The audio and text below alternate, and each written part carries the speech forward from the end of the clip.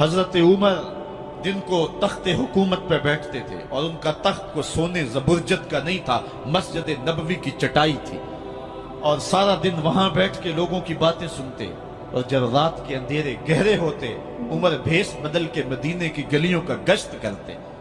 کہا تمہارے گھر سے دھواں نکل رہا ہے اور بچے رو رہے ہیں، ان کو کھانا کیوں نہیں دیتی؟ کہنے لگی عمر کی جان کو رو رہی۔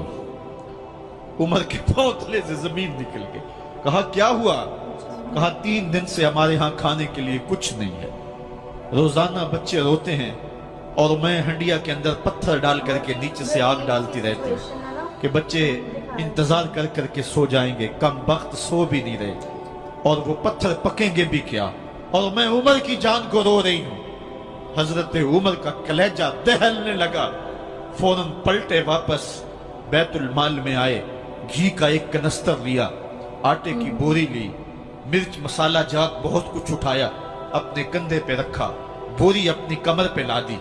عمر بیت المال سے نکلے تو آپ کے خادم اسلم نے دیکھ لیا، آگے بڑھا، کہا میرے آقا میں اٹھاتا ہوں۔ عمر کی آنکھوں میں آنسو ہے۔ کہا اسلم قیامت کے دن میرا بوجھ اٹھا لو گے؟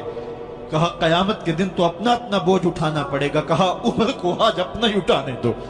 حضرت عمر وہ گھی کا کنستر اور وہ آٹے کی بوری سر پہ اٹھائے ہیں اور اس خاتون کے گھر جاتے ہیں اور دستک دیتے ہیں۔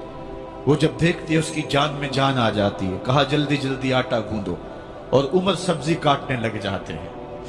حضرت عمر رضی اللہ تعالی عنہ سبزی تیار کر دیتے، ادھر آٹا گند جاتا ہے، اور پھر اوپر چولہا رکھا جاتا ہے، چولہے کے اندر آگ رکھی جاتی ہے، وہ کھانا پکانے لگتی ہے، آگ بجھتی ہے۔ تاریخ نے لکھا ہے آگ بجھنے لگتی ہے، عمر جھک کر کے پھونکے مارتا ہے، عمر جھک جھک کے پھونکے مارتا ہے۔ کھانا پک گیا اور بچوں کے سامنے کھانا رکھ دیا، بچے کھا رہے ہیں۔ اب بچے رو رو کے نڈال ہو چکے تھے۔ حضرت عمر اپنے ہاتھوں کو اور اپنے گھٹنوں کو اور اپنے پاؤں کو زمین پہ لگا کے، جس طرح بکری کا بچہ چلتا ہے ویڑے کے اندر، کبھی ادھر چلتے ہیں کبھی ادھر چلتے ہیں، تاکہ بچے مجھے دیکھ کے خوش ہوں اور دل میں کہتے عمر جتنا رلایا ہے اب اتنا ہنسانا بھی پڑے گا۔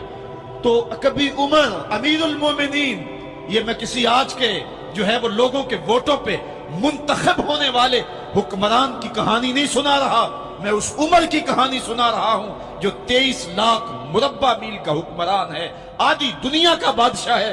حضرت عمر جو ہے جس طرح بکری کا بچہ چلتا ہے، اس طرح اپنے ہاتھ اور اپنے گھٹنے زمین پہ ٹیک کر کے جو ہے وہ اس طرح چلتے ہیں۔ بچے عمر کو دیکھ کے مسکراتے ہیں۔ جب بچے مسکرانے لگے تو حضرت عمر نے اس خاتون سے کہا بڑھیا عمر کو معاف کر دے۔ اس نے کہا تو اتنی ہمدردی کیوں کرتا ہے؟ کہا عمر بیچارہ بڑا پھنسا ہوا ہے، فکر ہے اس کو یرموک و فسطاط و حلوان کی، جب فتح ہے مصر تو تیاری ہے ایران کی، آتے جاتے وفد سے ملاقات بھی کرتا ہوگا اور شب کو معلوم حالات بھی کرتا ہوگا، کانٹوں میں الجھی ہوئی بیچارے کی جان ہے، نیند اس کو بھی آتی ہے، آخر وہ انسان ہے، میری بہن عمر کو معاف کر دے۔